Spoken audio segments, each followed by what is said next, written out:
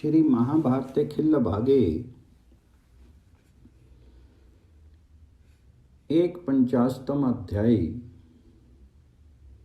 श्री कृष्ण और भीष्म का संवाद, भीष्मक द्वारा श्री कृष्ण की स्तुति तथा श्री कृष्ण का मथुरा गमन। भीष्मक ने कहा, भगवान, मेरा पुत्र रुक्मी अपने बाल चापल्य या अविवेक के कारण अपनी बहन को नरेंद्रों के समक्ष संबर में देना चाहता है। तो मेरी इच्छा उसे संबर में देने की नहीं है। अत्यंत बचपन या मूर्खता के कारण ही वह अपनी बहन के संबर में देना चाहता है, ऐसा मेरा विश्वास है। मेरी राय तो यहाँ यही है कि वह अकेली एकमात्र मनोनीत पति का वरण करे। अतः प्रभु, मैं अपने पुत्र की दुर्नीति के कारण अपने को अपराधी मान करके आपको प्रसन्न करना चाहता हूँ। देवेश्वर, आप मुझ पर कृपा बनाए रखें और मेरे अपराध को क्षमा कर दें। श्री कृष्ण बोले, राजन, आपके पुत्र ने बाल्य अवस्था में ही समस्त नरेश मंडल में हलचल मचा दी है। फिर जब वह प्रौढ़ होगा तब ना जाने उसकी उद्दंडता कैसी हो जाएगी।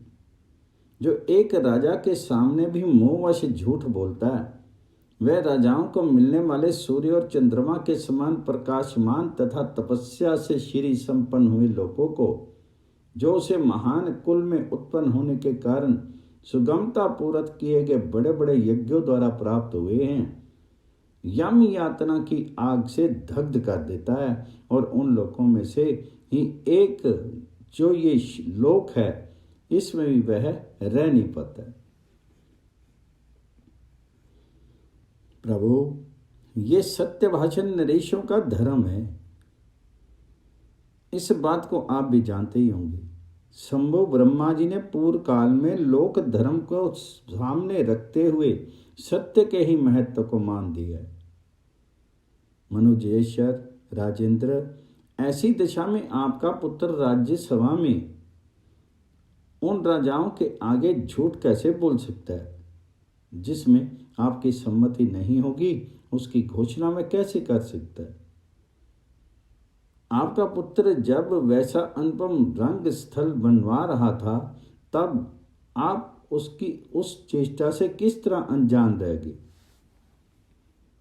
ये मेरे मन में महान संशय है। अग्नि, सूर्य और चंद्रमा के समान कांतिमान नरेश यहाँ पधारे हैं और आपने उन सब का यथायोग्य पूजन करके आतिथ्य सत्कार किया है। फिर आप इन बातों से अपने को अपरिचित कैसे बता सक रहे हैं? राजन, रथ, घोड़े, हाथी और पैदल सैनिकों को से भरी हुई चतुरंगिनी सेना का जो अनुपम संहार हुआ है, वह सब आपके पुत्र के कुचेष्टा का ही फल है। इस बात की जानकारी आपको कैसे नहीं हुई? राजन, जब यहाँ चतुरंगिनी सेना का जमाव होगा, तब क्या कोई खेदजनक घटना नहीं घटित होगी? ये बात आपकी समझ में कैसे नहीं आ रही है? ये मेरी बुद्धि में संशय उत्पन्न हो गया है। नरेश्वर, मेरा यहाँ आगमन ही प्राय आपके लिए हितकर नहीं है, ऐसा समझकर ही आपने मुझे अपात्र का आतिथ्य सत्कार नहीं किया। राजन, मुझे छोड़कर के आप इन सुपात्र राजाओं को अपनी कन्या दीजिए। मेरे आ जाने के दोष से आप अपनी कन्या का दान कैसे नहीं करेंगे? कन्या के विवाह में विघ्न डालने वाला मनुष्य नरक की आग में पकाया जाता है, ऐसा मनु आदि धर्मज्ञ नरेशों ने बताया है। प्राणनाथ, इसलिए मैं रंगभूमि में नहीं आया हूँ। नरदेव, मुझे पहले ही ज्ञात हो गया था कि आपका घर आतिथ्यहीन है। राजन नरेश्वर, मैंने विदर्भ नगर में विश्राम के लिए जो अपनी सेना को ठहरा दिया, इसके कारण राजेंद्रों का राजा होकर भी मैं लज्जा में घट गया हूँ। क्योंकि यदि मैंने यहाँ विश्राम नहीं किया होता तो मुझे आपके द्वारा सत्कृत ना होने का अपमान नहीं सहना पड़ता। इतने पर भी मैंने और गरुड़ ने पूरा पूरा आतिथ्य सत्कार प्राप्त किया है, क्योंकि राजा कौशिकी को आतिथ्य अतिथि प्रिय हैं। हम दोनों यहाँ उसी तरह सुख से ही रहे हैं जैसे पहले बैकुंठ धाम में रहा करते थे। वैशंपायन जी कहते हैं, जन्मे जी ऐसी ही बातें कह करके जिन्होंने वाघ वज्र का प्रहार किया था, उन्हीं भगवान श्री कृष्ण को जो अग्नि के समान प्रज्वलित हो रहे थे, राजा भीष्म ने अपनी मधुर वाणी रूप जल से सींच करके शांत किया। भीष्म बोले, देवलोकेश्वर आप मुझ पर प्रसन्न हो, लोक शासक परमेश्वर मेरी रक्षा कीजिए। मैं ज्ञान रूपी अंधकार से गिरा हुआ हूँ, आप मुझे ज्ञान रूपी नेत्र प्रदान कीजिए। मनुष्य योनि में जन्म लेकर के मांस पिंड पर ही दृष्टि रखने के कारण अथवा केवल स्थूलदर्शी होने के कारण हम सम्यक ज्ञान से वंचित है, अर्थात हमारी बुद्धि उल्टी हो गई। अतः अविचार पूर्वक कर्म करने के कारण हमारे कार्य सिद्ध नहीं हो पाते हैं। आप देवताओं के भी देवता हैं, आपकी शरण में आकर के मेरी दृष्टि उत्तम हो जाए और मेरे सारे कर्म ठीक ढंग से संपन्न हो। जैसे प्रधान सेनापति अयोग्य सेना का भी नीति पूर्वक संचालन कर उसे सफल बना देता है, उसी तरह विद्वान पुरुष असंपन्न कार्य को भी यदि वह न्याय युक्त है तो फलदायक बना देते हैं। आपकी शरण में आ जाने के कारण अब मुझे किसी प्रकार का भय नहीं सता रहा है। मैंने जो कार्य सोचा है उसे आप सुनने की कृपा करें। तो ईश्वर, मैं स्वयंवर में आए हुए राजाओं को अपनी कन्या नहीं देना चाहता। आप मुझ पर कृपा करें, क्रोध मत करें। श्री कृष्ण बोले, महामते नरेश्वर, आप केवल बातें बनाते हैं, इससे क्या होगा? अनग, आप अपनी कन्या किसी को देंगे या नहीं, इस विषय में आपको रोकने वाला कौन है? आप दूसरे को कन्या ना दीजिए, मुझे ही दीजिए, ये दोनों प्रकार की बातें मुझे नहीं कहनी चाहिए। रुक्मिणी दिव्य रूप धारणी देवी है, उसकी ये दिव्यता ही उसके साथ मेरे भावी संबंध में कारण है। पूर्व काल में मेरु पर्वत के शिखर पर एकत्र हुए देवताओं ने अपने अपने अंश को भूतल पर उतारा था। उस समय ब्रह्मा जी ने लक्ष्मी से कहा, देवी तुम भी अपने पति के साथ जाओ और मनुष्य लोक में कुंडनपुर के भीतर राजा भीष्म की रानी के गर्भ से जन्म लो। विपुल श्रोणी, इंद्र पर कृपा करके तुम्हें ऐसा करना चाहिए।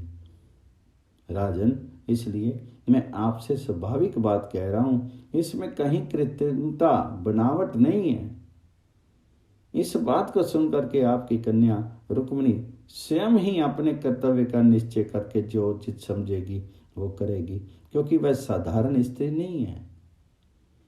ये साक्षात लक्ष्मी है और किसी कारणवश ब्रह्मा जी के कहने से यहाँ प्रकट हुई है।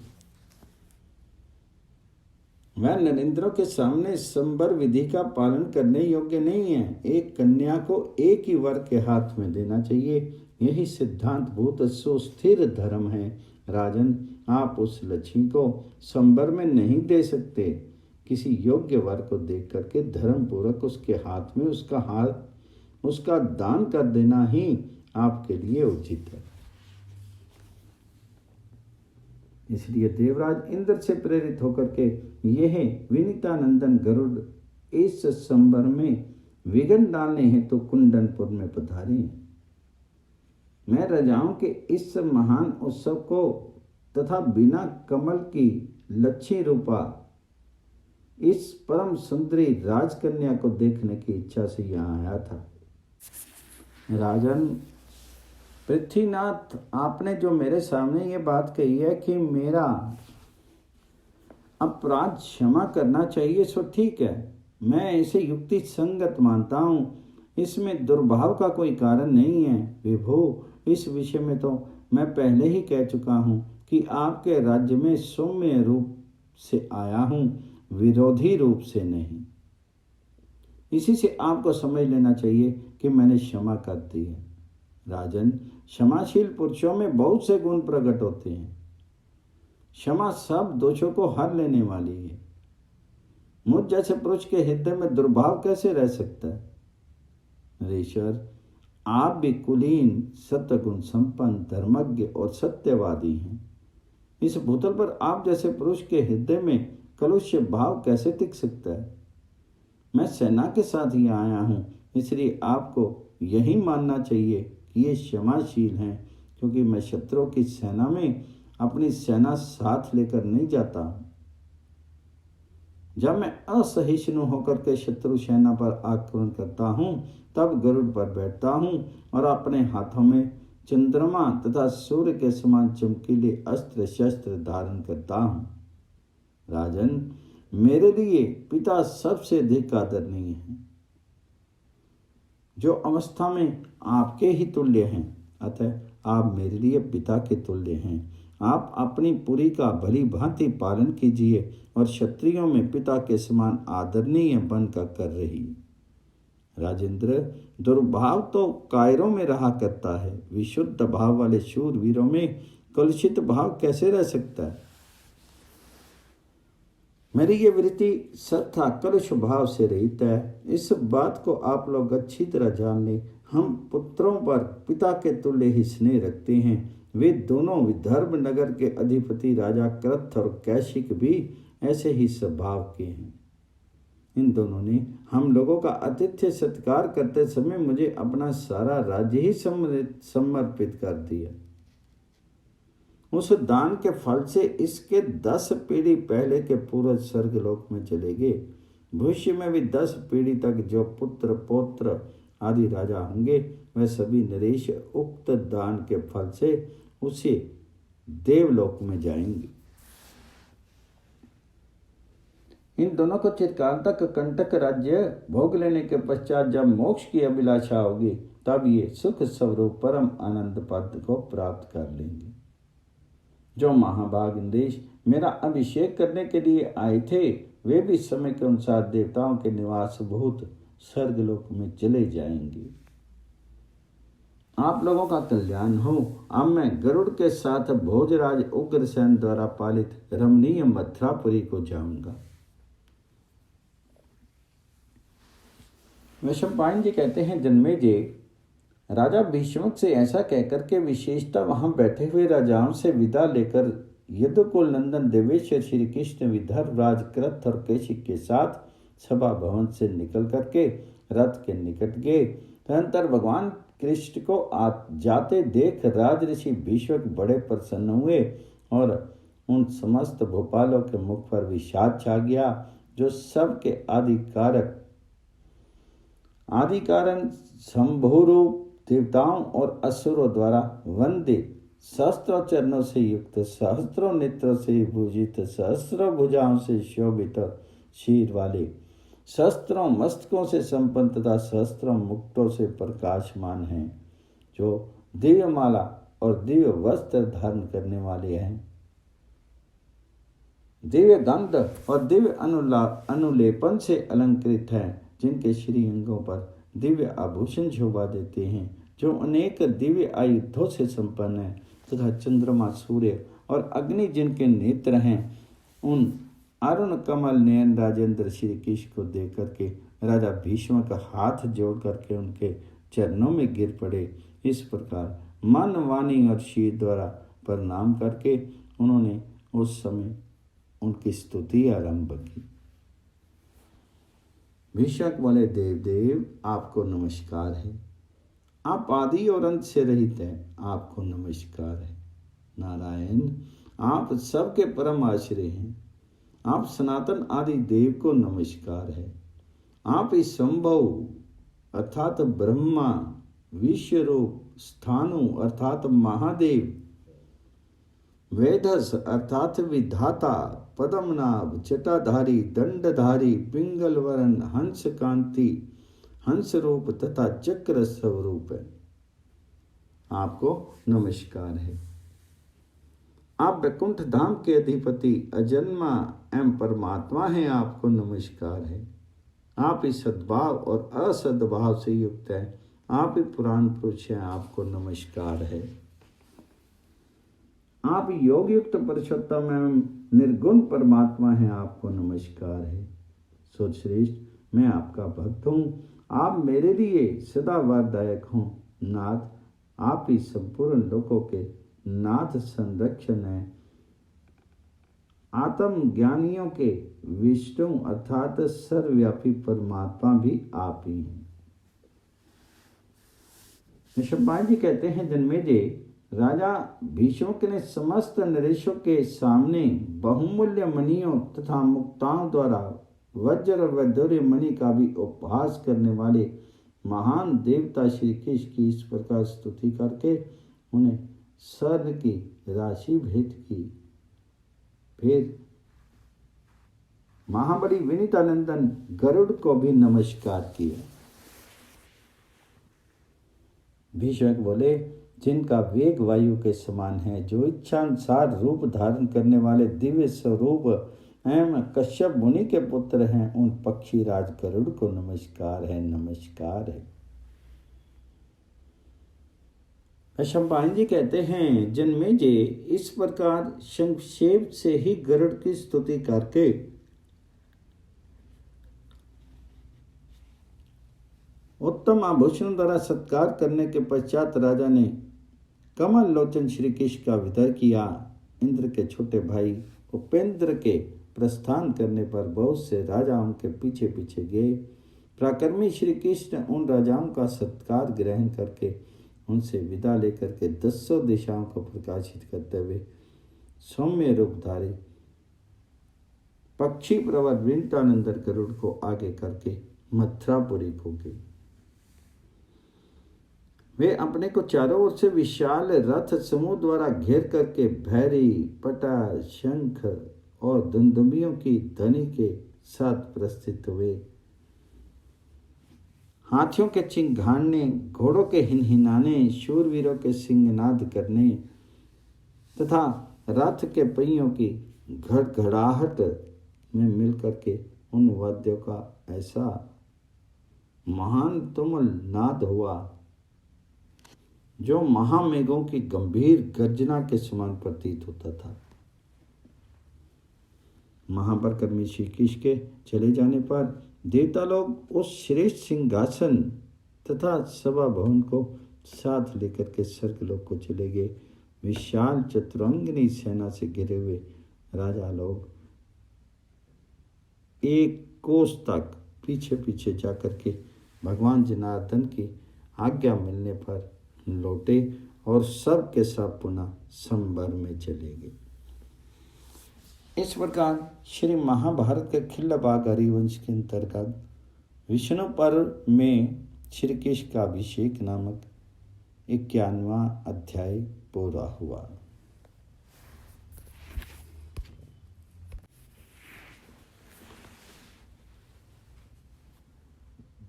श्री महाभारत के खिल्लाभागे में 52वां अध्याय शाल के कथन के अनुसार जरासंध आदि नरेशों का शालों को ही काल यौन के पास दूत बना करके भेजना। ऋषभपाल जी कहते हैं, जन्मेजय, वसुदेव पुत्र श्री कृष्ण के वहां से चले जाने पर सब राजा अपने अंगों को आभूषणों से विभूषित करके देवेंद्र के समान सज धज करके राजा भीष्म की सभा में उन्हें समझाने के लिए गए। श्री कृष्ण के चले जाने से उन्हें बड़ी प्रसन्नता हुई थी। सभा में आकर के सुंदर सिंहासनों पर सुखपूर्वक बैठे हुए सोम और सूर्य के समान प्रकाशित होने वाले राजाओं को देख करके उत्तम नीति के अनुकूल युक्ति युक्त बात कहने लगे। नरेशों में सिंह के समान पराक्रमी राजा भीष्मक इस प्रकार बोले, नरेशरों, संबर के द्वारा जो श्री कृष्ण विरोध रूपी दोष संपादित हो रहा था उसे जान करके मैंने इसे स्थगित कर दिया। आप लोग मुझ वृद्ध के अपराध को क्षमा करें, जिसे देव रूपी दवानल ने अच्छी तरह जला दिया हो। उस वृक्ष से फल की प्राप्ति कैसे हो सकती है? जिस स्वयंवर में भगवत विरोध की संभावना हो वह सफल नहीं हो सकता। वैशंपायन जी कहते हैं, जन्मेजय, ऐसा कहकर के भीष्मक ने उन सब राजाओं का विधि पूर्वक सत्कार करके उन्हें विदा कर दिया। उनमें से कोई मध्य देश के थे, कोई पूर्व, पश्चिम और उत्तर भारत के। उन सब को उन्होंने सादर विदा किया। वे सब महाधनुधर नरेश भी प्रसन्नचित्त होकर के राजा का यथा योग्य सम्मान करके अपने अपने स्थान को चले गए। जरासंध, सुनीत, प्राकर्मी, दंतवक्त्र, शोपति, शाल्व, राजा महाकूर्म, क्रथ और केश आदि श्रेष्ठ कुल के नरेश, राज ऋषि, वेणुधारी तथा कश्मीर नरेश, ये एवं दूसरे बहुत से दाक्षिणात्य नरपाल तथा भीष्मक की एकांत वार्ता सुनने की इच्छा से उनके पास ही ठहर गए। उन सब को देख करके बलवान राजाधिराज राजा भीष्मक ने स्नेहपूर्ण हृदय समा खड़े हुए उन भोपालों के प्रति स्निग्ध एवं गंभीर वाणी से धर्म, अर्थ और काम से युक्त मधुर, संधि, विग्रह आदि 6 गुणों से अलंकृत शुभ एवं नीति संपन्न बात कही। भीष्मक बोले, राजाओं,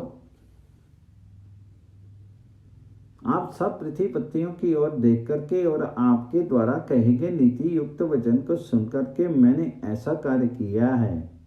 आप सब लोग सत्पुरुष हैं, अतः मेरे इस बर्ताव को क्षमा पूर्वक सह लेंगे। हम अपने को सदा अपराधी मानते हैं। श्री वैशंपायन जी कहते हैं, जन्मेजय, ऐसा कहकर के नीति निपुण विद्वान राजा भीष्मक उस राज्य सभा में अपने पुत्र को लक्ष्य करके बोले। भीष्मक ने कहा, राजाओं, अपने पुत्र की चेष्टा को देख करके मेरे नेत्र भय से व्याकुल हो उठे। मैं इन लोगों को, रुक्मी आदि को विवेक शून्य मानता हूँ, बालक मानता हूँ। मेरी दृष्टि में वे भगवान श्री कृष्ण परम पुरुष हैं। ये कीर्तिमानों में श्रेष्ठ हैं। इन्होंने इस मर्त्य लोक में भूतल पर अपनी उत्तम कीर्ति और सुयश की स्थापना की है तथा अपने ओजस्वी बाहुबल का भी परिचय दिया है। धन्य है नारियों में श्रेष्ठ महाभागा देव की, जो तीनों लोकों में सबसे श्रेष्ठ शोभा के पुंज देव पूजित कमलदल लोचन केशव कृष्ण को पुत्र रूप से गर्भ में रख करके जन्म देने के पश्चात सदा स्नेहपूर्ण नेत्रों से उनके मुखारविंद को निहारा करती है। वैशंपायन जी कहते हैं, जन्मेजय, राज्यसभा में राजा भीष्मक को इस प्रकार बारंबार बोलते देख करके महातेजस्वी शाल्वराज ने सांत्वना पूर्वक मधुर वाणी में कहा। शाल बोला, राजेंद्र, आप खेद क्यों प्रकट करते हैं? आपका पुत्र शत्रुओं का मान मर्दन करने वाला है, इसके लिए खेद करना व्यर्थ है। इस पर तो आपको गर्व होना चाहिए। राजन, रणभूमि में क्षत्रियों को जय अथवा पराजय अवश्य होती है। यह मनुष्यों की नीति गति है, यह सनातन धर्म है। बलराम और श्री कृष्ण के सिवा इस भूतल पर तीसरा कौन ऐसा पुरुष है जो सम्रांगन में आपके महाबली पुत्र का सामना कर सके? ये महाबाहु भी हाथ में धनुष लेकर के अकेला ही युद्ध क्षेत्र में रथियों और अतिरथियों के समूह का सामना करने और शत्रुओं को बाधा पहुंचाने में समर्थ है।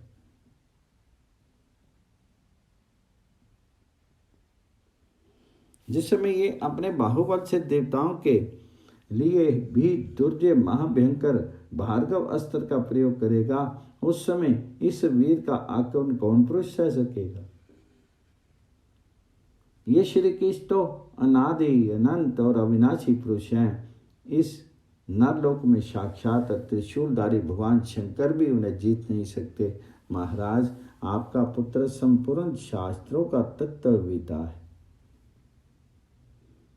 ये श्री कृष्ण को देवता और ईश्वर समझकर ही उनसे युद्ध नहीं करता है। नरेश्वर, आजकल युद्ध में श्री कृष्ण पर विजय पाने वाला केवल काल यवन है, जो यवनों का अधिपति है। वह श्री कृष्ण के लिए अवध्य है।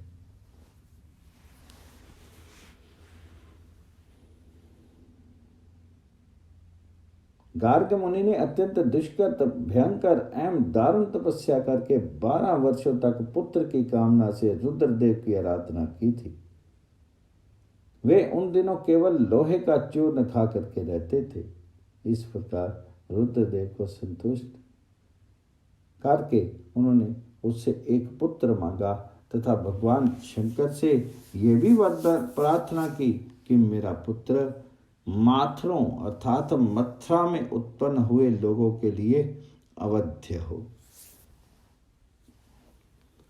तब रुद्रदेव ने एवं अस्तु कहकर के मुनि को वैसा पुत्र प्रदान कर दिया। इस तरह गार्ग का वह तेजस्वी पुत्र रुद्रदेव के वर से उत्पन्न हुआ है और विशेषतः माथुरों मथुरा में पैदा हुए वीरों के लिए अवध्य है। वे ये श्री कृष्ण बलवान होने पर भी मथुरा में जन्म लेने के कारण माथुर ही हैं। अतः मथुरा में आया हुआ काली यवन रणभूमि में श्री कृष्ण को अवश्य जीत लेगा। नरपतियों, यदि आप लोग मेरी कही हुई इस बात को उचित समझें तो यवन राज के नगर को दूत भेज दें। शंपायन जी कहते हैं, जन्मेजय, शोभ विमान के अधिपति राजा शाल्व की बात सुनकर के वे सभी श्रेष्ठ नरेश हर्ष में भर करके महाबली जरासंध से बोले, हम लोग अवश्य ऐसा ही करें। राजन, उन राजाओं की बात सुनकर के आकाशवाणी को की बात याद करके पृथ्वीपति जरासंध का मन उदास हो गया। जरासंध बोला, आज से पहले सब राजा दूसरे राजाओं के भय से पीड़ित होने पर मेरी शरण में आते थे और भृत्य सेना तथा वाहनों सहित अपने खोए हुए राज्य को मेरे सहयोग से पुनः प्राप्त कर लेते थे। इस समय यहाँ सब राजा मुझे दूसरों का आश्रय लेने के लिए प्रेरित कर रहे हैं। जैसे रति लोलुप नारी अपने पति के प्रति द्वेष होने से उसे छोड़ करके दूसरे पुरुष का आश्रय लेती है, उसी प्रकार मैं अपने बल का आश्रय ना लेकर के दूसरों का सहारा लेने को उद्यत हुआ हूं। आहो, देव बड़ा प्रबल है, उसे लौटाया नहीं जा सकता, क्योंकि आज मैं श्री कृष्ण से डर करके दूसरे अधिक बलशाली राजा का आश्रय ग्रहण कर रहा हूं।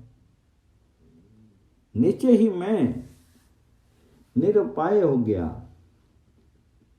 अतः मुझे दूसरे का आश्रय लेना पड़ेगा, परंतु ऐसे जीवन से तो मेरा मर जाना ही अच्छा है।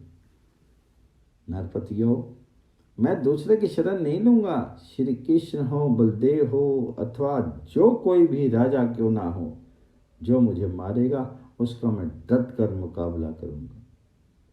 जैसा कि आकाशवाणी ने कहा है कि मुझे कोई दूसरा मारने वाला है, यही मेरी बुद्धि का निश्चय है, यही सत्पुरुष का व्रत है। इसके विपरीत मैं दूसरे के आश्रय लेने में असमर्थ हूं। आप सदाचारी नरेशों को श्री कृष्ण बाधा ना पहुंचाए, इस उद्देश्य से राजाओं की रक्षा के लिए मैं दूत दूंगा, अर्थात दूत भेजना स्वीकार करूंगा। श्रेष्ठ राजाओं, उस दूत को आकाश मार्ग से जाना चाहिए, जिससे यहाँ से जाते समय उसे श्री कृष्ण बाधा न दे सकें। इस पर भली भांति विचार करके ही तुम लोग दूत भेजो। ये श्रीमान सौपति बलवान राजा शाल्व अग्नि, सूर्य और चंद्रमा के समान पराक्रमी हैं। ये सूर्यतुल्य तेजस्वी रथ विमान द्वारा अपने नगर को जाते हैं ये दूध गर्म करते समय हम लोगों की ओर से जैसी बात कहनी चाहिए वैसी ही कहें, जिससे श्री कृष्ण के साथ हम लोगों का युद्ध उपस्थित होने पर वह यवनराज काल यवन हम नरेशों की मंडली में आकर के मिल जाए। शंपायन जी कहते हैं, जन्मेजय, फिर राजा जरासंध ने शोभ विमान के स्वामी बलवान राजा शालू से कहा, मरणत जाओ, संपूर्ण नरेशों की सहायता करो। तुम ऐसी नीति का प्रयोग करो जिससे यमनराज चढ़ाई करे,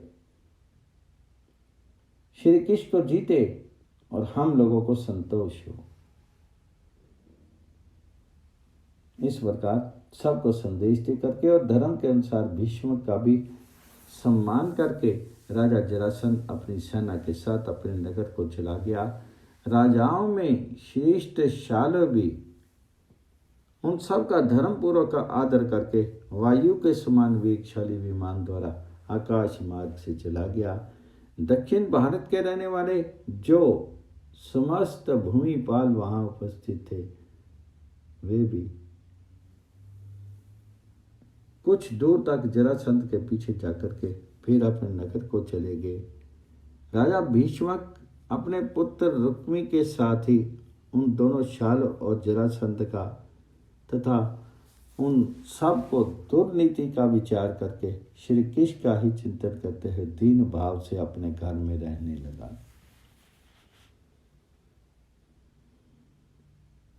सती साध्वी रुक्मिणी को जब ये पता लग गया कि श्री कृष्ण का आगमन होने से संबर स्थगित हो गया और राजाओं की जो दोष दृष्टि थी उसका भी ज्ञान हो गया, तब वे अपनी सखियों के बीच में जाकर के लज्जा से सिर झुकाए हुए बोली, सखियों, मैं कमल नयन श्री कृष्ण को छोड़कर दूसरे नरेशों की पत्नी नहीं हो सकती। ये मेरी सच्ची बात है।